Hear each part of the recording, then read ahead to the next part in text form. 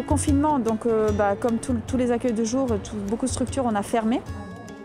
Avec les partenaires, que ce soit le SIAO, le CCAS ou la SEA 35, qui est une autre structure pour les personnes en errance à Rennes, on s'est posé la question de qu'est-ce qui était prioritaire et qu'est-ce qu'on pouvait réouvrir.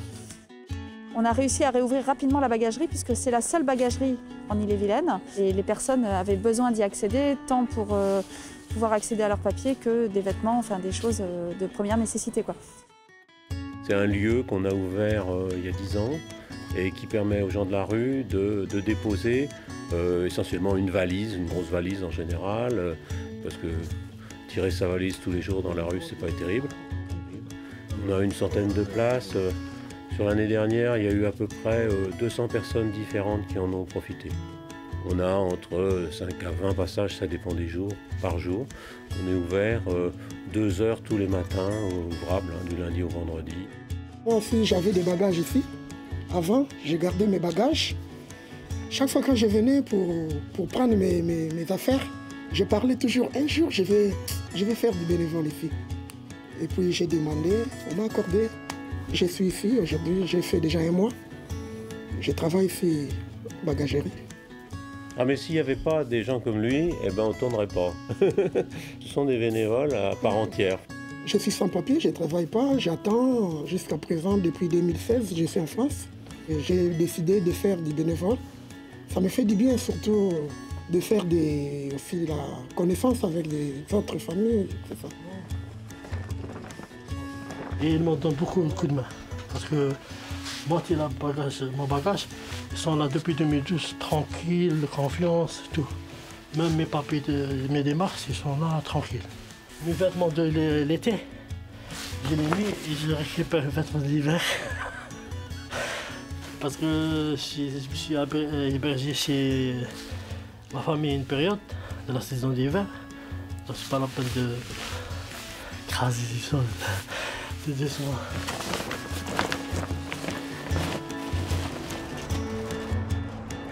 Bon, okay.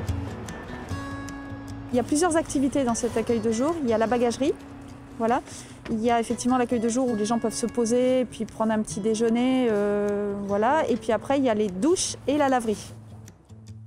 L'année dernière, en plein milieu de l'hiver, on était à peu près 100 personnes, 80-100 personnes. Ça peut monter vraiment beaucoup toutes les matinées.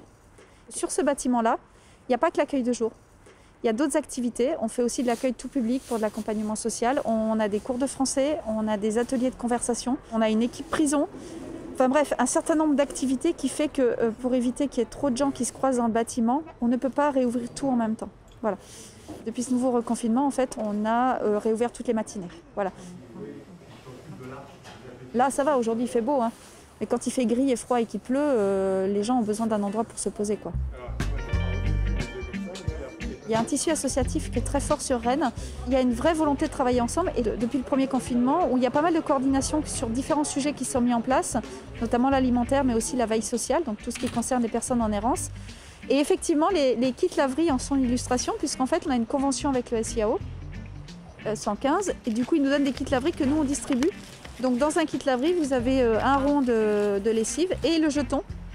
Voilà, négocié par le SIAO avec le propriétaire de la laverie. Et ça permet aux gens finalement de faire leur lessive, et notamment aux familles, et de le faire quand ils le veulent aussi. Voilà, de ne pas être dépendant des horaires des structures.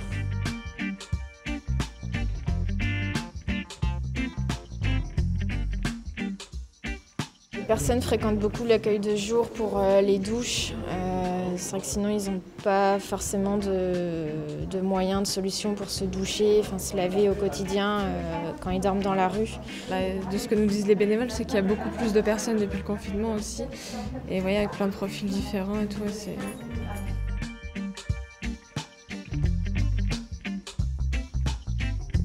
Chez soi, on vit un peu dans une routine.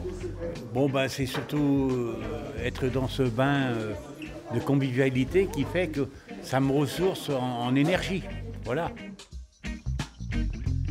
Je suis contente d'aider parce qu'au moins vous rencontrez des gens, tu peux leur apporter ton aide, discuter avec eux, essayer de voir c'est quoi leur problème. S'il y a une solution, pourquoi pas en discuter avec eux, au moins leur donner un petit sourire, ça c'est déjà bon.